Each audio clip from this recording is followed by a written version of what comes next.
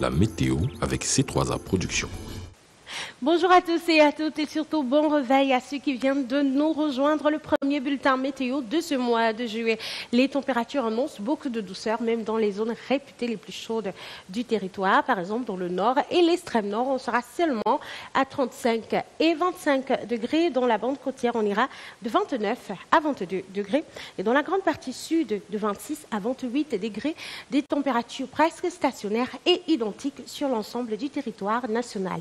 Le temps plus en détail, comme tous les jours dans la Damawa, on aura un ciel bien nuageux et partiellement ensoleillé, mais attention à ces nuages qui vont provoquer de fortes pluies tout au long de l'après-midi, excepté à Tignières où il sera plutôt orageux le temps. À l'ouest, par contre, ce sera le déluge qui s'annonce. Attention, si vous êtes dans les zones à risque, prenez toutes vos dispositions et dans l'après-midi, les pluies vont se calmer dans la majorité des villes. Dans le sud-ouest, on aura de fortes pluies tout au long de cette matinée, mais dans l'après-midi, elles vont faire un temps calme dans la majorité des villes, excepté à Limbé. Le 7e mois du calendrier grégorien. Bonjour à tous, merci d'être avec nous. Sur CRTV et CRTV News, Cameroun Daylight vient de démarrer il y a quelques instants. Vous avez eu le temps de suivre l'actualité régionale. Question de savoir qu'est-ce qui se passe dans les 4 coins du pays. On constate évidemment que tout se passe très bien, comme cette bonne nouvelle qui est annoncée du côté du ministère des Transports avec finalement le démarrage du train Douala-Yaoundé. En tout cas, aujourd'hui, il y aura une grosse cérémonie à l'occasion de ce redémarrage des activités sur ce tronçon Douala-Yaoundé, Yaoundé-Douala. En tout cas, quelques journaux en parlent ce matin. Déby Kembe, bonjour. Bonjour, Cathy. On est très contents, nous qui venons de la région du littoral. Oui, l'ex Douala-Yaoundé avec Makak, Ezeka, Msondo, oui. Toutes ces gares jusqu'à Ngomo seront desservies. Noix de coco, les mitumbas. C'est sûr que la population là-bas, Cathy, disent déjà, ouf, enfin. Et pourquoi pas continuer en disant comme les Bassa, malo malam. Voilà. Voilà, je suis sûre qu'on va entendre ça tout au long de cette journée. C'est sûr. En tout cas, quelques journaux en parlent ce matin, mais les journaux parlent également de la crise de logement. La crise de logement, oui. On sait que 44 pays étaient encore à Yaoundé il y a la semaine dernière et que ces pays ont pris l'engagement de faire de ce problème de logement une préoccupation continentale, mais sauf que pour le moment, on n'a pas encore résolu le problème de logement et il y a des presses qui crient déjà que non, il faudrait que ça change. En tout cas, la question est sur la table des députés. Oui, et ça se discute déjà. Voilà, tabloïd en français dans 2 secondes.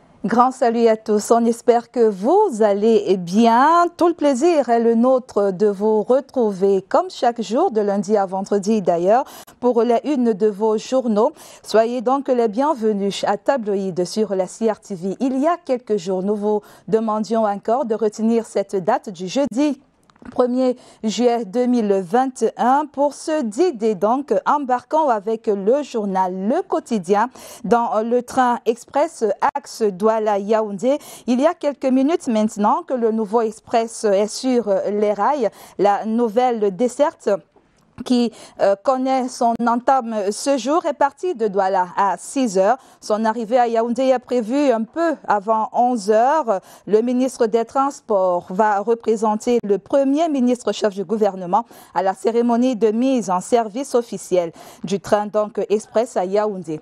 11h, gare voyageurs. Le journal Le Quotidien qui voyage dans ce train ce matin nous dira probablement tout sur les coûts et le confort. Edeya, Msondo, Ezeka, Makak et Ngoumou seront desservis. Les populations de cet axe disent déjà, pourquoi pas, malo malam à l'Express. Entre les rails et la route, il n'y a qu'un pas et franchissons-le ce matin avec Réalité Plus, le Mbam Ekim pour le quotidien Réalité Plus. Le Mbam Ekim est en larmes, écrit donc ce matin le journal de Paul Le Guaré Kindi. Il faut des jours, dit-il, pour franchir les 110 km entre Mankim et Yoko. Le tronçon Ntui-Mankim attend depuis 2 ans le nouveau constructeur après la disqualification de Elevo. Réalité Plus envoie ce cri des populations en direction du président de la République. Lisez avec nous. Excellence, pardon, sauvez le bitumage de la route Ntui-Yoko. Après les rails, après la route, arrivons donc à la maison et trouvons là-bas Lady News en kiosque cette semaine. L'hebdomadaire bilingue Lady News revient sur l'Assemblée générale de Shelter Afrique pour une offre quantitative et qualitative des logements sur le continent. Les 44 pays qui viennent de se réunir à Yaoundé positionnent la problématique des logements comme une préoccupation continentale et posent des jalons pour une position commune des chefs d'État africains sur les questions de logement et de développement. Mais en attendant la résolution de cette préoccupation continentale, le quotidien Mutation à présent darde ses flèches sur les logements sociaux. Mutation donc sur 2 pages 6 et 7 précisément. Mutation dénonce l'offre largement inférieure à la demande. En plus, l'habitat social disponible va en majorité au nanti. Sur la question, les débats vifs sont entendus à l'Assemblée nationale. D'où le titre de Georges-Alain Boyomo ce matin, Logements sociaux, les clés d'un échec. Les clés d'un échec. Défi actuel à présent, défi actuel ce 1er juillet 2021. S'attarde sur les fautes de gestion et les détournements des fonds Covid-19. Défi actuel propose un dossier ce jour. La confirmation des fautes de gestion par la Chambre des comptes, les recommandations de cette dernière ainsi que les paroles de députés sont entre autres les points à retrouver dans ce dossier de 4 pages. Juste après, ou du moins juste après donc ce dossier, dans votre journal toujours Défi actuel.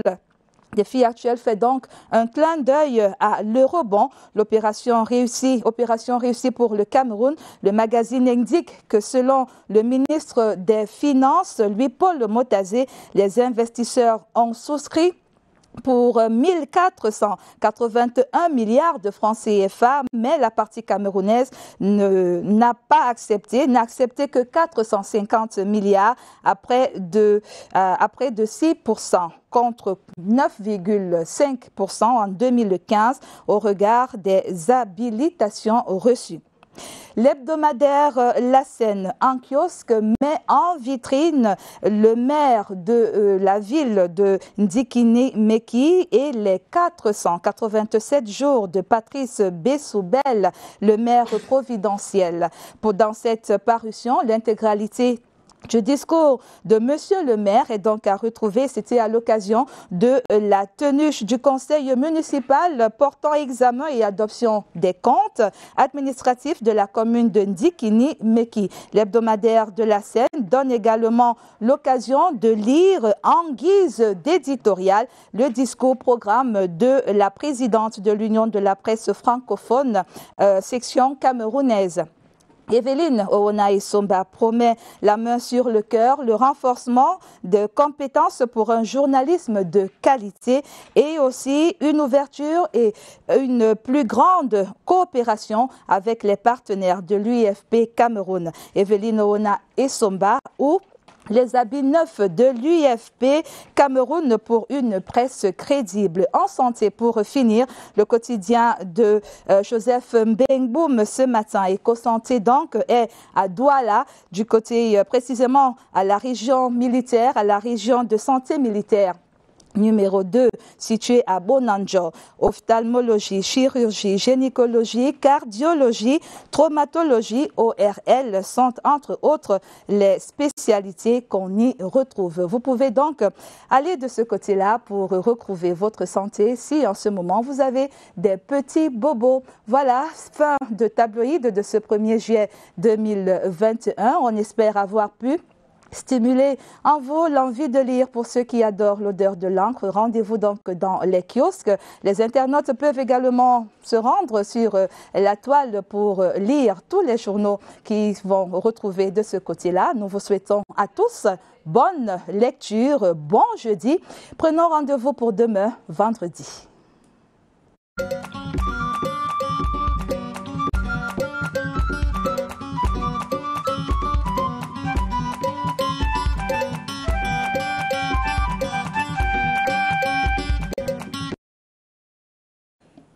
Merci beaucoup à vous, Debbie Kembe, et à demain. Et dans le cadre de l'actualité, vous le savez, cela avait été annoncé il y a quelque temps. Le Cameroun va se doter d'un nouveau système de production des passeports. Cela avait été annoncé par le secrétaire général de la délégation à la Sûreté nationale, Dominique Baya, qui avait annoncé en grande pompe cette opération qui va démarrer ce 1er juillet 2021. En tout cas, on va vous permettre de vivre ce moment privilégié pour le Cameroun qui a basculé vers le digital. Comme vous le savez, on y va de plus en plus parce que ça va dans l'air du temps.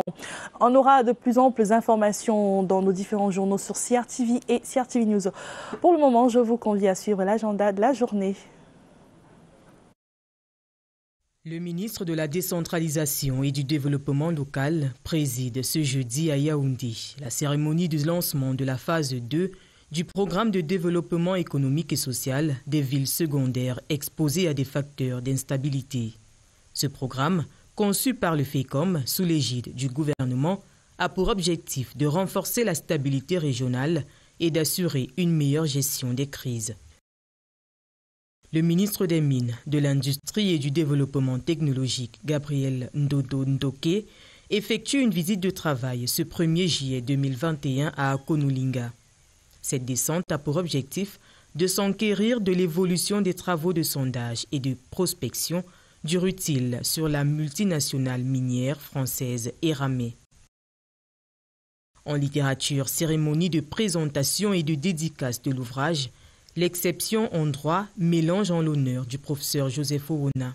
Ce jeudi à Yaoundé dès 15h. Cette cérémonie a pour objectif la consécration de l'œuvre du professeur Joseph Owona sur les plans académiques et administratifs.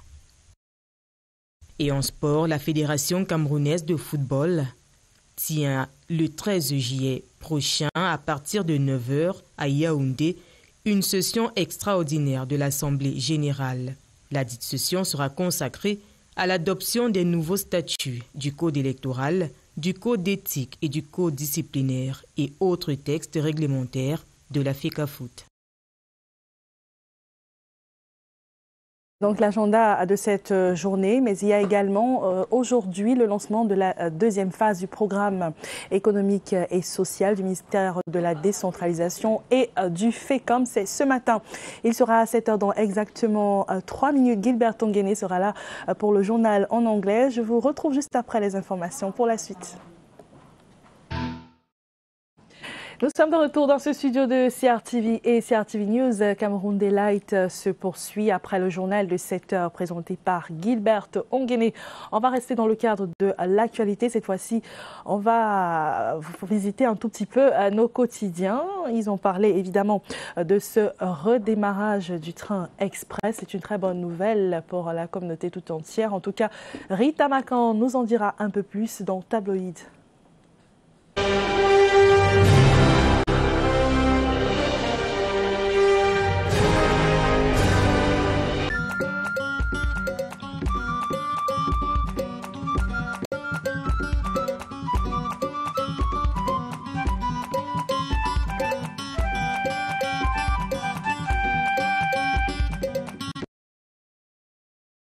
CRTV and CRTV News. Hello, ladies and gentlemen. Welcome to this other edition of Tabloid. It's always a pleasure to be with you, to have a knowledge or to have a quick look on what the papers are telling us this Thursday, July 1, 2021. Well, we begin with good news for users of railway. Le Quotidien newspaper today headlines Yaoundé Douala, the express train on the railway. The Minister of Transport will represent Prime Minister Joseph Dion Goutey at the official launching ceremony of the express train from Douala to Yaoundé and the official commissioning of 4 new locomotives engines acquired by the state and dedicated for the transport of travelers this July 1, 2021 at 11 a.m. According to Le Quotidien newspaper, contrary to Intercity, the express train will guarantee comfort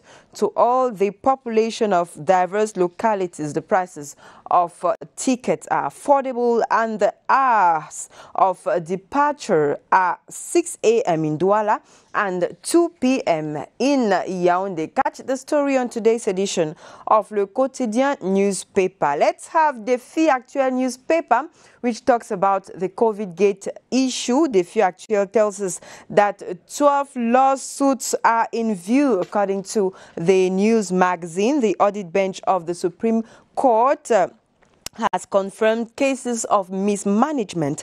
The paper further says the paper actually tells us why the state chose the audit bench of the Supreme Court to conduct this operation and its recommendations. Yab Abdul, an experienced personality at the head of this institution. The paper also tells us that Honorable Kompit Adamu says a parliamentary investigation will be done in case of manipulation of the results of these findings. Catch the dossier from pages from page 2 to page 6. Réalité Plus is today begging the head of state, Paul Biya, to save the tarring of the Ntwi-Yoko stretch of road. According to the Daily News paper, Ntwi-Mankim Road is waiting for its contractors since 2 years now after the disqualification of a Levo company. Réalité Plus says you need days to pass the 110-kilometer stretch and that the Mankim Yoko, which was just waiting for its tarring, is being damaged from days to days. The population of the Mbam and Kim division in the Central region are requesting an intervention from the head of state, His Excellency Paul Biya. Let's go over to the littoral region in Douala, where the Douala Military Hospital is a referral hospital.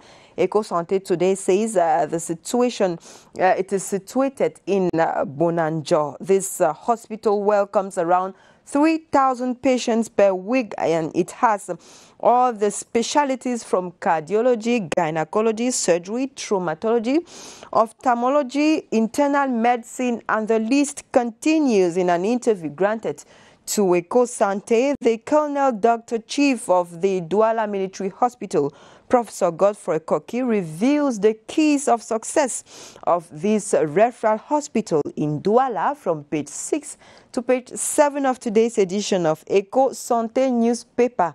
EcoSanté, which also tells us that 165 billion CFA francs have been mobilized for the subvention of HIV/AIDS, malaria and tuberculosis. The Prime Minister, head of government, Chief Dr. Joseph Dion Goutey, presided over the official launching ceremony of the Global Fund for the Fight Against AIDS, Tuberculosis and Malaria. The government of Cameroon signed the agreement with the Global Fund for the period running from 2021 to 2023. The Guardian Post today reports that as water scarcity persists in Yaoundé, government announces 300,000 cubic meters of water next year. The declaration was made on Monday by the Minister of Water and Energy Resources, Gaston Elundu Esomba, at the National Assembly. In sports, L'Épreuve newspaper lone headline informs us that The president of the National Olympic Sports Committee, Kalkaba Malboum, has installed newly appointed officials of the institution. The ceremony took place at the head office of the committee last June 29. And L'Economie newspaper today says there are new investments to be made by Agrocam to bar the way to the importation of eggs. The Cameroonian agro-industrial company is currently constructing a poultry farm on a 10 hectares plot in Obala, Leke division of the Center region. The objective of this initiative is actually to produce eggs for local production. And let's end our review this morning with Mutation newspaper, which talks about social housing. Mutation Daily says it's a key of failure. The paper explains this failure on the supply, which is lower than the demand, and the availability of this social housing is mostly for the privileged or due to different networks. Mutation tells us that debates on the issue have been ongoing at the National Assembly. And that does it for this edition of Tabloids. Thanks for being with us. Stay tuned to our programs.